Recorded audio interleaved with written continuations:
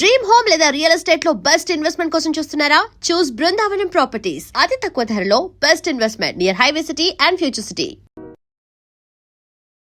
Welcome to I dream media. So జనరల్గా మెదడులో పురుగులు వెళ్ళడం మనం ఈ మధ్యకాలంలో చాలాసార్లు విన్నాము, వాటర్ వల్ల మెదడులో పురుగులు వెళ్ళాయని. అయితే ఇప్పుడు ఏంటంటే ఇద్దరు మృతి చెందారు ఫాస్ట్ ఫుడ్ తినడం వల్ల, ఆ దాంట్లో పురుగులు ఉండడం వల్ల అవి మెదడులోకి చేరాయని, సో మృతి చెందారని. నిజంగానే ఫాస్ట్ ఫుడ్లో అంత భయంకరమైన పురుగులు ఉంటాయా? తింటే మెదడులోకి వెళ్తాయా? పూర్తి వివరాలు తెలుసుకుందాం. మనతో పాటు ప్రముఖ న్యూరో సర్జన్ డాక్టర్ రంగనాథం గారు ఉన్నారు from Aster prime hospital, Ameerpet. Doctor గారు నమస్తే అండి. డాక్టర్ గారు, ఏదైనా న్యూస్ చూస్తే భయం వేస్తుంది. ఎట్లా అంటే అప్పుడు మెదడు తినే అమీబా వచ్చింది, వాటర్లో మునిగితే అది ముక్కులోంచి వెళ్తుంది. అది ఇప్పుడు ఏంటంటే ఇద్దరు మృతి చెందారు ఫాస్ట్ ఫుడ్ తిని, దాంట్లో పురుగులు ఉన్నాయి, బ్రెయిన్లోకి వెళ్ళాయి, చనిపోయారని. అవును డాక్టర్ గారు. ఇది మీరు చెప్తున్న ఈ సమాచారం ఏంటంటే అమ్రోహా అని ఉత్తరప్రదేశ్ రాష్ట్రంలో ఒక జిల్లా. అందులో ఒక ప్రాంతం నుంచి ఇద్దరు బాలికల్లో ఈ ప్రాబ్లం వచ్చింది. ఒక బాలిక డిసెంబర్ ఎండింగ్లో చనిపోవడం, ఈ నెలలో స్టార్టింగ్లోనే అంటే గత వారంలోనే ఇంకొక అమ్మాయి చనిపోవడం జరిగింది. తేడాలు ఏమిటంటే ఇద్దరికి కారణాలు వేరే. మనకు వచ్చినటువంటి సమాచారం మీడియాలో వైరల్ అయిపోయిందల్లా ఏమిటంటే ఫాస్ట్ ఫుడ్ తినడం వల్ల వచ్చింది అని.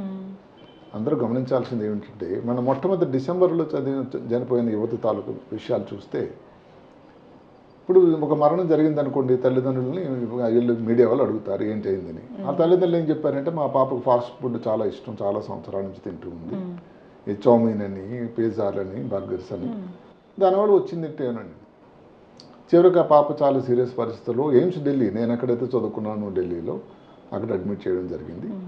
అక్కడ సర్జన్ ఎవరైతే ఆ అమ్మాయిని వైద్యం చేశారో ఆ డాక్టర్ గారి మాటల ప్రకారం ఈ అమ్మాయికి మెదడులో చిన్న పేగులు, చాలా చోట్ల రంధ్రాలు వచ్చాయి, పెర్ఫరేషన్స్ అంటారు.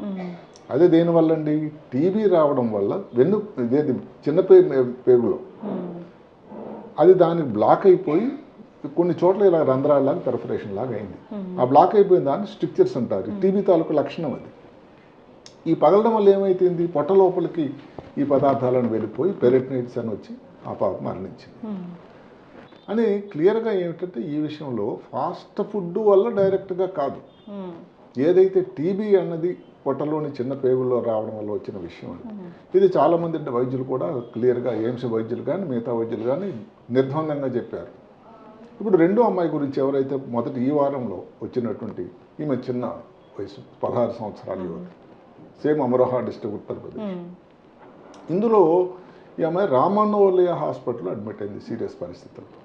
అక్కడ వాళ్ళు సిటీ స్కాన్, ఎంఆర్ఐ చేయగా మెదడులో 20 నుంచి 25 సిస్టులు అంటే చిన్న తిత్తులు అంటాం ఉన్నాయి. 20 నుంచి 25 ఉంటేనే ఇబ్బంది. దాన్ని ఏమిటంటే సిస్టీ సర్కోసిస్ అంటే మెదడులో వచ్చింది కాబట్టి న్యూరో సిస్టో సర్కోసిస్ అంటారు. మీరు అన్నట్టుగా ఒక చోటుని ఇబ్బంది వస్తే కష్టమైతే 25 చోట్ల వస్తాయి. దీనివల్ల ఎవరికైనా ఇబ్బంది వచ్చింది అనుకోండి, ఏముంటుంది, చాలా తలనొప్పి ఉంటుంది, వాంతులు, ఫిట్స్ లాగా రావడం, అదే కాకుండా ఒక చెయ్యి కాలు తిమ్మిరి రావడం కానీ, ఏదైనా కాళ్ళు చెయ్యి వీక్ అయిపోవడం కానీ, కంటి చూపులో తేడా రావడం వల్ల కానీ, ఈ సిస్టమ్ అన్నది ఎక్కడన్నా కంటి నరవడం ఉందని కానీ కంటి చూపు పూర్తిగా పోవడం, గుడ్డు లోపల వచ్చిన రెటీనాలో వచ్చినట్టయితే అంధత్వం రావడం, కంటి చూపు ఒకటే కాకుండా ఇది తలనొప్పి, వాంతులు ఇలాగై పూర్తిగా బ్రెయిన్ ఎడిమా లాగా వచ్చి పూర్తిగా స్పృహ కోల్పోవడం, ఏదో పరాకు మాట్లాడడం, ఆల్టర్డ్ బిహేవియర్ రావడం, స్ట్రోక్ లాగా రావడం అంటే ఇన్ని లక్షణాలు ఈ సిస్టమ్ వల్ల రావచ్చు. దేన్ని బట్టి ఆధారపడి ఉంటుందంటే ఏ చోట్లో బ్రెయిన్లో వచ్చింది. ఇప్పుడు కంటి నరం ఉంటుంది, ఆప్టిక్ నరం, దాని మీద వచ్చింది అనుకోండి సిస్టమ్, కంటి చూపు తగ్గిపోతుంది కదా. మాట్లాడే కేంద్రం మీద వచ్చింది అనుకోండి, తగ్గిపోతుంది కదా. అదే కాకుండా ఒకటి ఈ లైవ్ అంటే అప్పటికి ఏదైతే మెదడు లోపల వచ్చిన సిస్టులు బతుకున్నాయా, లేకపోతే 3 రకాల స్టేజ్లు ఉన్నాయి. లైవ్ సిస్టులు కొన్ని, నెమ్మది డీజనరేటివ్ అంటే నెమ్మదిగా దాని పనితనం తగ్గిపోతున్నది, పూర్తిగా కాల్సిఫైడ్ అయిపోయింది. ఈ కాల్సిఫైడ్ అయిపోయిన దానివల్ల వచ్చేది ఎపిలెప్సీ, ఫిట్స్. మన దేశంలో దీని వలన ప్రతి 10 ఎపిలెప్సీ కేసుల్లో 1000 మందిలో ఒకరికి దీనివల్ల అంటే మనకు చాలా ఎక్కువ అయింది. అంటే ఈ ప్రాబ్లం అంత ప్రాబ్లంగా ఉంది. ఇది ఎప్పటి నుంచో ఉన్న వ్యాధి. నేను ఢిల్లీ ఎయిమ్స్లో చదువుకున్నప్పుడు 82లోనే అసలు ఉంది. ఇది జనరల్గా మన భారతదేశంలో, ముఖ్యంగా ఉత్తర భారతదేశంలో ఇది ఎక్కువ. కారణం మనకు తెలియదు. ఏది ఉత్తరప్రదేశ్, బీహారు, పంజాబ్, దక్షిణ ప్రాంతాల్లో తక్కువ ఇది. మళ్ళీ విదేశాలు వెళ్తుకున్నట్టయితే బ్రెజిల్, అక్కడ సౌత్ అమెరికన్ దేశాలు ఉంటాయి, అర్జెంటీనా, బ్రెజిల్, చిలీ, ఈ దేశాల్లో ఏదో భూమధ్యరేఖ దగ్గర ఉండే ఉష్ణ ప్రాంతాల్లో వస్తుందని కూడా కొంతమంది అంటూ ఉంటారు. అసలు చాలా గొప్ప దాని గురించి పరిశోధనలన్నీ బ్రెజిల్ దేశం నుంచి వచ్చాయి సిస్టిక్ సర్కోసిస్. ఏమైతేనేమి ఈ అమ్మాయి గురించి మాత్రం ఆమె తీసుకున్నటువంటి సోకాల్డ్ ఫాస్ట్ ఫుడ్లోనే క్యాబేజ్ సరైన దాన్ని పరిశుభ్రం చేయకుండా ఉన్నటువంటి క్యాబేజ్ వల్ల ఈ గుడ్లు అన్నది శరీరంలోనికి ప్రవేశించి అక్కడ నుంచి బ్రెయిన్ లోపలికి వెళ్ళి బ్రెయిన్లో ఇబ్బంది పెట్టాయి అని. ఇది దీని సైకిల్, దీని లైఫ్ సైకిల్ అంటారు. అట్లా ఉంటుందా డాక్టర్? ఉంటుంది. ఇప్పుడు దానికి 2-3 రకాల స్టేజెస్ ఉన్నాయి. నిజంగా ముఖ్యంగా 2. ఒకటి డెఫినెటివ్ హోస్ట్ అంటారు, అంటే ఖచ్చితమైన అతిథ్యేయి, ఆతిథ్యం ఇచ్చే వ్యక్తిని అతిథ్యేయి అంటారు. హోస్ట్ అంటే అతిథి. అదే కాకుండా అదేమిటి మనిషిలో ఈ పెద్ద పురుగులాగా ఏదైతే టీనియా సోలియం అంట, దాన్నే బద్దె పురుగు లేకపోతే రిబ్బన్ షేప్లో ఉంటుంది. రిబ్బన్ పురుగు కూడా ఇది. దీనివల్ల ఏమిటి, ఎవరైనా కానీ కలుషితమైన ఆహారం కానీ నీరు కానీ తీసుకోవడం వల్ల, ఏది భోజనం కానీ వెజిటేరియన్స్ అనుకోండి, ఇప్పుడు ఆకుకూరలు తీసుకోండి మీరు, చిన్నవి ఇప్పుడు లెట్టూస్ అని, అసలు 5 స్టార్ హోటల్లో తినే వాళ్ళందరికి వస్తుందని కాదు, అక్కడ ఏంటో రాగా తింటారు, అది అలాగే తినాలని చెప్తారు, అలా తింటారు, అది ఒక సలాడ్. అది పోనీ మీరు పాలకూర చాలా విస్తృతంగా వాడేది, పాలకూర ఆకుల్లో ఎక్కడైనా అంటుకుపోయి ఉంటుంది గుడ్లు, చిన్న పాములు లార్వా కూడా ఉండిపోతాయి. మనం ఇంకా వాడే కొత్తిమీర చిన్న ఆకుల్లో ఉంటాయి. బ్రొకోలీలో ఇప్పుడు ఆ చిన్న ఫ్లోరెట్స్ అంటారు, చిన్న పూలు విడదీస్తే తప్ప మధ్యలో ఎక్కడైనా ఉండిపోయే ప్రమాదం ఉంది. అందుకనే కాలీఫ్లవర్ కానీ లేకపోతే ఈ బ్రాకోలీ వాడితే ఒక్కొక్కటి చిన్న విడదీసి కానీ పూర్తిగా పూత వండకూడదు. అసలు బ్రోకలీలో ఎట్లా ఉంటుందో కూడా కనపడదు డాక్టర్ గారు. అలాగే క్యాబేజ్ అనుకోండి, ఈ పొరలు ఏవైతే ఉంటాయో చూడండి, ఉల్లిపాయల్లో పొరల్లాగా, ఆ పొరల మధ్యలో ఉండిపోతుంది, ఎక్కడ అతుక్కుపోయి ఉంటుంది. ముల్లంగి అందరికీ చాలా ఇష్టమైంది. ముల్లంగి ఏదైతే దుంప అయితే భూమి లోపల ఉంటుంది, అంటే అక్కడ కూడా ఆ సాయిలు దాంట్లో అంతా కంటామినేషన్ ఉంటుంది. ఆ తర్వాత దానిపైన ఈ ఆకులు ఉంటాయి, ఈ ఆకుల్లో కూడా ఇవన్నీ ఉంటాయి. అంటే ఏమిటంటే ఇక్కడ ఒకప్పుడు మేము చదువుకున్నప్పుడు ఏంటంటే ముఖ్యంగా నాన్ వెజిటేరియన్లో వస్తుంది. ఎవరైతే ఈ పోర్క్, పంది మాంసం కానీ దొడ్డు మాంసం కానీ బీఫ్ తీసుకునే వాళ్ళు, అది కూడా ఏమిటంటే సరిగ్గా ఉడికించకుండా అన్కుక్డ్, పార్షియల్లీ కుక్డ్ అంట. మాంసంలో కానీ వచ్చినట్టయితే ఈ గుడ్లు అన్న దాని లోపల ప్రవేశించి ఇబ్బంది పెడుతుంది. ఇందాక మనం 2 మాటలు మాట్లాడుకున్నాం, డెఫినెటివ్ హోస్ట్ అని, ఇంటర్మీడియట్ హోస్ట్. 2 మాటలు దాని గురించి చెప్పుకుందాం. ఎవరైనా డెఫినెటివ్ హోస్ట్ మానవుడు అంటే ఏమిటంటే అక్కడ అందులో పెద్ద ఏదైతే బద్ది పురుగు మాత్రం ఉంటుంది. కొన్నాళ్ళకి ఈ మనిషి తాలూకు మలం నుంచి, ఏదైతే టాయిలెట్ నుంచి ఈ ఎగ్స్ కానీ లేకపోతే దానిలో ఉన్న ఈ రైలు పెట్టేలా చిన్న ఉంటాయి, దాని ప్రాగ్లోటిడ్స్ అంటారు, అవి కానీ వస్తాయట.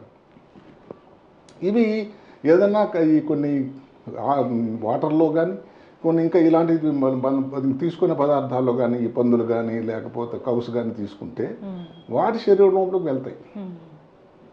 శరీరంలోకి వెళ్ళి నెమ్మదిగా గుడ్లు ఏమిటి ఈ వాటిలో ఉండే మిగతా టిష్యూస్లో ఉంటాయి, కండరాలు వాటి. ఇప్పుడు అది అలాంటి దాన్ని మనిషి తిన్నాడు అనుకోండి, మనిషికి అది లోపలికి వచ్చేసినాయి కదా. ఈ గుడ్లు వెళ్ళి కొన్నాళ్ళ తర్వాత దాని గుడ్లు ఛేదించిపోయి దాని నుంచి ఎక్కడికి వెళ్తుంది, నెమ్మదిగా ఇంటెస్టైన్లో తయారవుతుంది లార్వా. ఇంటెస్టైన్ నుంచి రక్త ప్రవాహంలోకి వెళ్ళి బ్రెయిన్లోకి ప్రవేశిస్తుంది. బ్రెయిన్లోకి జనరల్గా వెళ్ళేవి చిన్న లార్వాలు కానీ లేకపోతే సిస్టులు కానీ ఉంటాయి. బ్రెయిన్ అనేది చాలా సున్నితమైన అవయవం దేవుడిచ్చింది. అందులో కానీ వెళ్ళి 25 సిస్టులు ఉన్నాయంటే అమ్మాయి ఉండడానికి ఆస్కారం ఎట్లా ఉంది చెప్పండి డాక్టర్. అంటే ఒక టైంలో కానీ ముందే కానీ గుర్తించినట్టే దాని వైద్యం జరిగింది. రామోహన్ హాస్పిటల్లో ఆ అమ్మాయి 9 రోజులు ఉంది, ఏదో సర్జరీ దాని వివరాలు మన దగ్గర లేవు కానీ ఏదో శస్త్రచికిత్స కూడా చేశారు, అయినా ఫలితం లేకపోయింది. దానికి కారణం వాడు వైద్యులు కూడా చెప్పడం ఇది కరెక్ట్ కూడా ఏంటంటే వాళ్ళు హాస్పిటల్కి వెళ్ళడమే లేటుగా వెళ్ళారు. కానీ బ్రెయిన్లో ఏదైనా ఉన్నప్పుడు తలనొప్పి ఇవన్నీ ఉంటాయి కదా ఉంటాయి. అంటే అక్కడ ఏంటంటే ముందు వాళ్ళు ఇంకా దగ్గరలో ఏదో ప్లేస్లో వైద్యం చేయించుకున్నారు, అక్కడ ఉత్తరప్రదేశ్లో కూడా వైద్యం చేయాల్సినంత ప్రయత్నం చేశారు.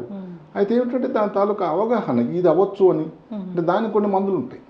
ఆ మందులు ఏమిటంటే ముఖ్యంగా ఇంజక్షన్ కూడా ఇవ్వాల్సింది లేదు. ఫిట్స్ వచ్చింది అనుకోండి, ఫిట్స్ కోసం మందులు. బ్రెయిన్లో వాపు వచ్చింది, బ్రెయిన్ వాపు ఎడిమా అంటాం, చాలా ప్రమాదం అయింది, తగ్గించడానికి మందులు. అదే కాకుండా ఈ సిస్ట్స్ కోసం ఏదైతే జబ్బు మెయిన్గా ఉందో ఈ పారాసైట్ తాలూకా సిస్టిక్ సర్కోసిస్ కూడా ఆల్బెండజాల్ అని చాలా మంచి జెంటిల్ అని మందు ఉంటుంది.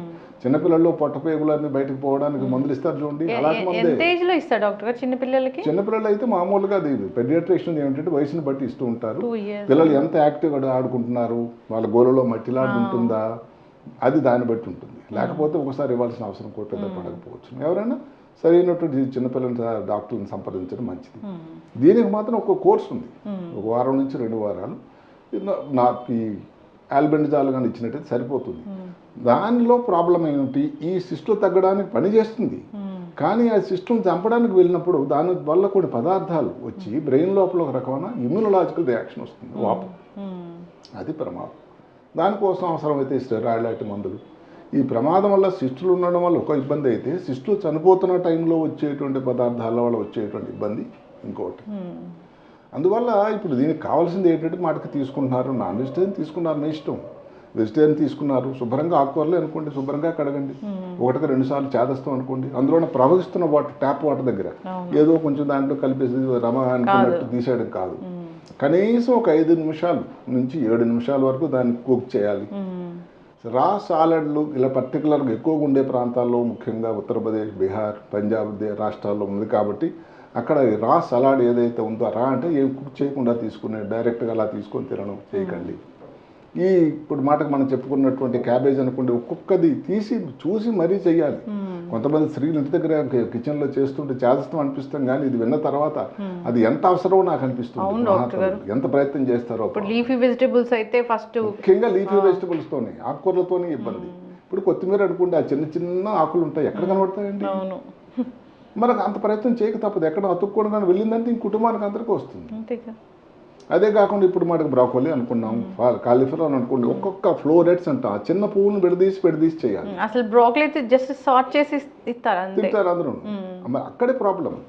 అంటే మీరు అక్కడ ఓపికగా తక్కువ ఉండి సమయంగా లేకపోతే ఆ చిన్న ఫ్లవర్స్ని ఏమంటారు, ఫ్లోరెట్స్ అంటారు ఇంగ్లీష్లో, ఆ చిన్న పువ్వుల మధ్యలో ఎక్కడ నెరుక్కుపోయి చాలా ఇబ్బంది పడుతుంది. అలాగే ఇప్పుడు మరి నాన్ వెజ్నే తీసుకుంటారు, ఎవరిష్టం వాళ్ళది. కోడిగుడ్లు ఏదైతే ఉందో దాన్ని పూర్తిగా ఏదో మళ్ళీ కలుషితం లేకుండా ఉండాలి. తీసుకునే వాటర్, ఈ మధ్యకాలంలో వాటర్ వల్ల ప్రమాదం ఎప్పుడో పూణేలో విన్నాం, మళ్ళీ ఇప్పుడు చూడండి గాంధీనగర్లో, అహ్మదాబాద్లో, లేకపోతే మన ఈ మధ్యకాలంలో ఇండోర్లో బెస్ట్ సిటీ క్లీనింగ్ వాటర్లో అన్ని వచ్చి చనిపోయారు పిల్లలు. ఒక బాబు చనిపోయాడు. అదే అందువల్ల ఏంటంటే కలుషితం అన్నటువంటి ఆహారం వాటర్ కానీ, అందుకని వాటర్ కూడా పర్టికులర్గా ఎట్టి పరిస్థితుల్లో కూడా నగరాలు పెరుగుతున్నప్పుడు పారిశుధ్యం ఇవన్నీ కూడా కొంచెం కాంప్రమైజ్ అవుతున్నాయి. కాబట్టి వేడి నీళ్ళు కాకుండా చల్లటి నీళ్ళు తాకుండా ఉండడం ఒక మంచి శ్రేయస్కరం. అది ఖర్చు కాదు, కరెంటు. మీ ఆరోగ్యానికి అది చాలా మీరు పెట్టుబడి పెట్టినట్టు అవుతుంది. తీసుకునే భోజన పదార్థాలు తీసుకునే ముందు శుభ్రంగా చేతులు కడుక్కోవాలి సబ్బుతోని. ఇందాక చెప్పుకున్నట్టుగా ఏదైతే ఉందో ఆకుకూరలు కానీ చక్కగా కడిగి మరి వాడాలి. మాంసాహారం చక్కగా ఉడికిన తర్వాత ఏదైతే ఉందో తినాలి. ఇలాంటి జాగ్రత్తలు తీసుకున్నట్టయితే ఎవరికి కూడా ఇబ్బంది రాకుండా. సలాడ్స్, పర్టికులర్ లెట్టూస్ అనేది అది ఒక రకమైన ఆకుకూర, చాలా ఫేమస్. అది మా అన్ని మెయిన్ హోటల్స్లో కనబడుతూ ఉంటుంది. బాగానే ఉంటుంది అట, కానీ దానివల్ల ఏమిటంటే ఏదైతే ఉడకకుండా ఉంటే ఎంత గొప్పదైనా వైద్యం సరిగా దానివల్ల ఇబ్బందులు రావడానికి ఆస్కారం ఉంటుంది. కాబట్టి ఇలాంటి జాగ్రత్తలు అన్నది తీసుకొని ఉండాలి. రాగా తింటారు డాక్టర్ గారు దాన్ని. అదే మరి లెట్టూస్ అనేది రాయే. ఆవిడ హోటల్లో పెట్టినప్పుడు పక్కన ఫ్రూట్స్ పెడుతూ, పక్కన టమాటా పెట్టి దాని పక్కన లెట్టూస్ ఉంటుంది. చాలా మంది తీసుకుంటారు.